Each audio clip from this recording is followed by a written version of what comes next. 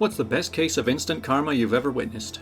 I was at a touristy place at the top of a big cliff. People were hanging around at the top, just enjoying the view, and this one guy was eating a sandwich while staring at his phone. After he was done, he couldn't be bothered to find a trash can, so he went to throw the sandwich wrappings off the cliff. But he got his hands confused and hurled his phone off the cliff instead. I've accidentally thrown my keys into a dumpster before, but I think that throwing something off a cliff is a little bit more irreversible. The other day, I was taking my dog for a walk around the neighborhood. She squatted down to take a crap, and I reached for my doggy bags, only to realize that I was fresh out. So I peeked around, making sure no one was looking, and I just left it. 10 minutes later, I'm walking across the road, and I cut through a thin grass median in the center, and what do you know? I step in dog crap. I wasn't even mad. I knew I deserved it. Let's just say that back when I was a teenager and I would walk my dog, I wasn't so great about cleaning up after her, but this big black lab that I would take for just a really quick sprint around the block, she didn't even have to stop to poop. She would just keep running on the sidewalk and then just waddle a little bit and just poop right behind her while she's still running. So sometimes I would just pretend oh, I didn't even notice it happened and just keep running. But other times I ended up stepping in it right after it dropped. I was working at a trampoline park which had 2 different dodgeball areas.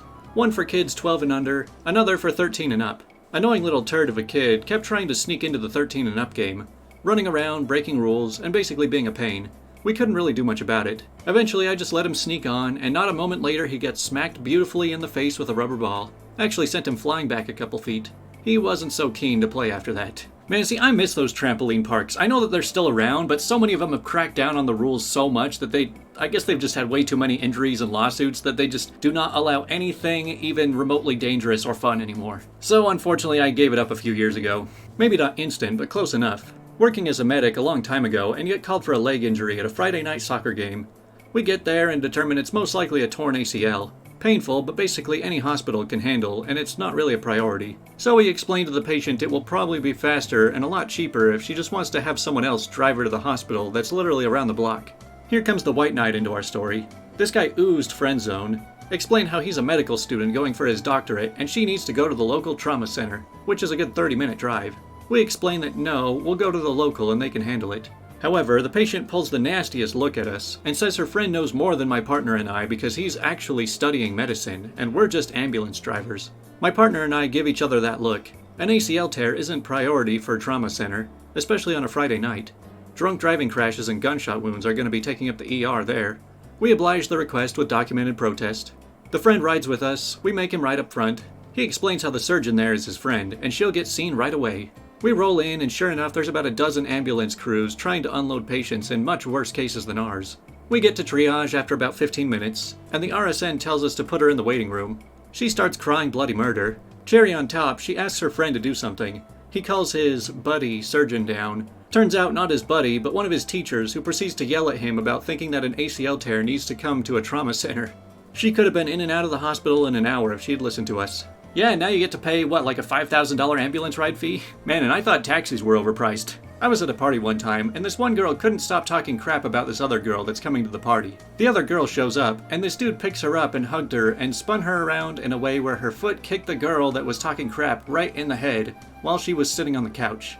Her beer spilled all over and she caught a black eye. Ah yes, all according to plan. Sitting on a highway late at night because of a bad car accident. The highway was packed and barely moving. One guy thinks he's smarter than everyone else and tries to drive on the shoulder. He makes it a good little ways before running into an on-ramp, also packed with cars.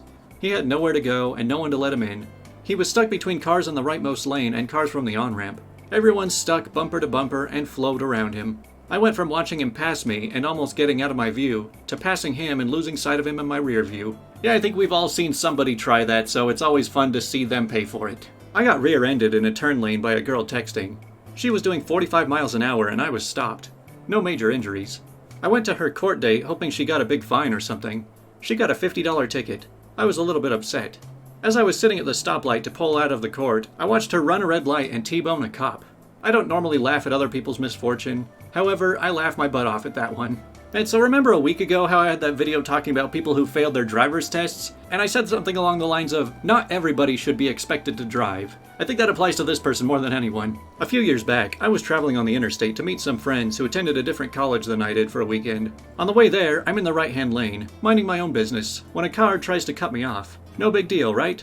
except she ended up clipping my bumper and running me off the road, with her driving speed of 80 to 85 miles an hour. The other driver keeps on going along her merry way, while I'm on the shoulder attempting to contact the local police to report an accident. 5 minutes later, a state trooper pulls up behind me and asks what happened. I explained the situation, described the other vehicle, including a partial license plate number, and he asked if my car was still drivable. After confirming that it was, he said, "Just follow me up to this next exit. I got a call about a driver who's out of gas and needs assistance." We pull up to the next exit, just shy of a gas station. Sure enough, it was the girl who was the other party in my hit and run. She tried to deny anything occurred, until the trooper looked at my front bumper damage, and her back end damage, assessed the paint colors matched, etc. The bonus is that her plate had the partial information I had gathered as she sped away. Turns out the girl has no insurance and no license.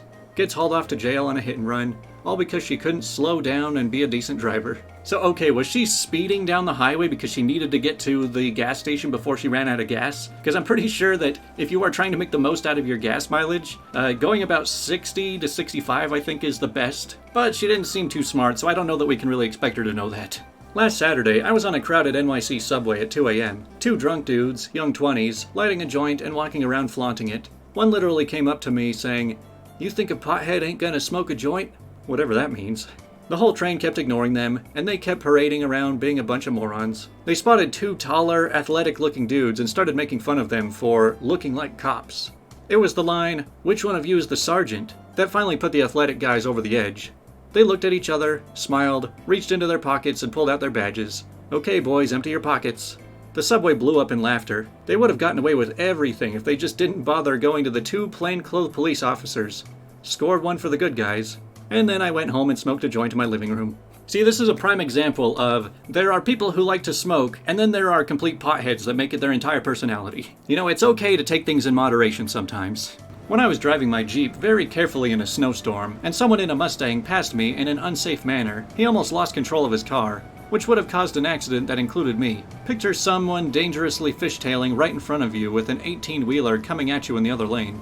Saw him in a ditch about 5 minutes later. Idiot. Huh. Now, why am I not surprised that this took place by a Mustang? A few years ago now, there were terrible gales of wind in my town.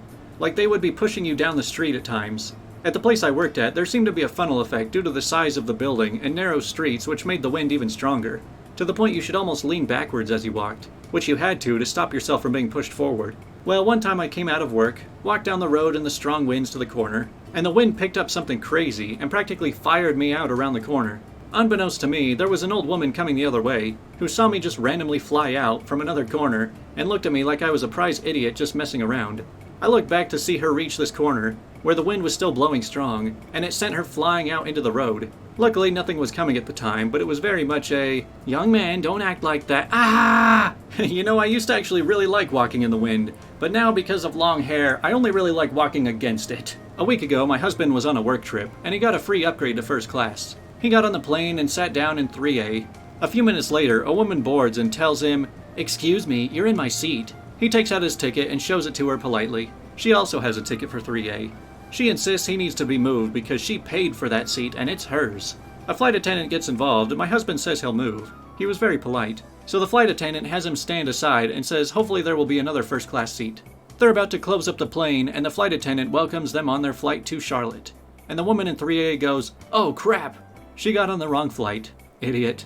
My husband felt very smug watching her leave and enjoyed his 3A seat. Man, how did she even get on the plane with the wrong ticket? I thought airports were all crazy about having insane security everywhere. I worked at a convenience store several years ago. This was back before gas pumps were all either card at a pump or prepay.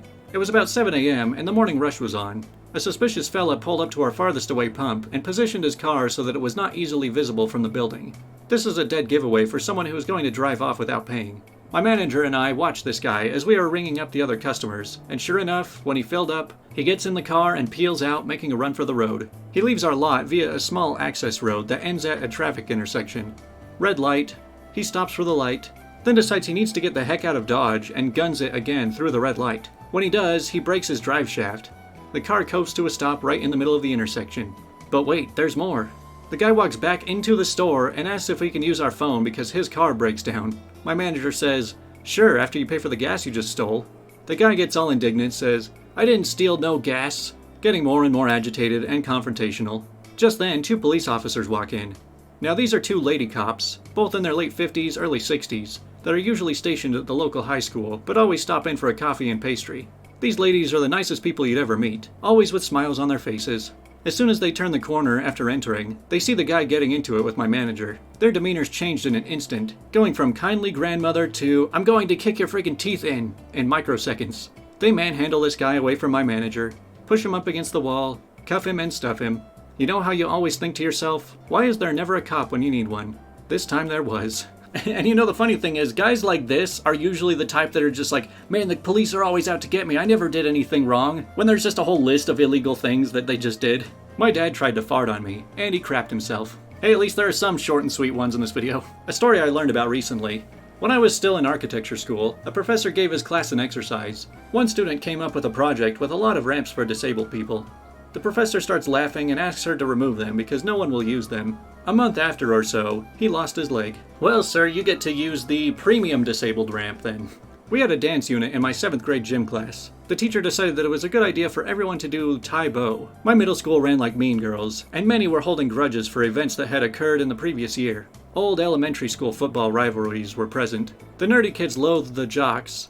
The more popular girls were angry because of some major rumors that were going around at the time. The girls in the smaller cliques secretly envied each other. The lowest of the middle school social caste system had it out for the bullies. It was chaos just waiting to explode. So as 200 of us were crowded into the gym, before us was a massive screen playing a Billy Banks Tai Bo DVD. At first, the Tai Bo exercise was relatively civil, but there were those kids who were just being pricks. Kneeing people in the back, punching shoulders, and then acting like it was an accident. Attitude shifted. You could feel the heat of the victim's anger and the testosterone levels skyrocketing. Suddenly, a few unpopular kids realized that gym class was requiring them to hit and kick. Their tormentors were getting away with using Tai Bo as an excuse to be jerks, and they shouldn't be the only ones who get to play that game. Perhaps this time they could evade the no-tolerance policy and get away with dishing out some vengeance. So without warning, the entire gym erupted into a flurry of fists and flying feet. Girls who had been the verbal punching bag of their clique pulled hair and swiped at faces with fake nails. Kids who had been bullied day after day were dishing out black eyes like it was nobody's business. The sudden lashes of anger aroused the bitterness of the others, and the attacking spread like wildfire. The kids at the top of the social hierarchy and the well-known bullies were taken completely by surprise as the tables turned and some even bolted for the doors. The gym teachers tried to stop the epic battle, but there were only 6 of them. Eventually, school security showed up to break up the fight. No one was formally punished that day, as you couldn't exactly punish 200 kids. Injuries ranged from bruises to broken teeth. Essentially, the middle school version of a peasant rebellion occurred, and the nobility got their butts kicked. Unfortunately, the issues were not cleared up in a single battle. Alliances only strengthened, and the neutral took sides, which led up to the Great Twitter War, which has, as far as I know, remains unresolved, though it effectively tore the school apart. Well, that was one big mess of a story. But that's gonna do it for our karma stories. Man, I think that these stories were pulled from like 3 different threads, because like every single one I went to, it was just full of, oh, this guy cut me off, and then there was a cop right there, so he got pulled over. And there were like 20 or 30 of that exact same story. And I'm just like, I'm having a hard enough time with all the repetition. So that's all for now. I'll talk to you next time.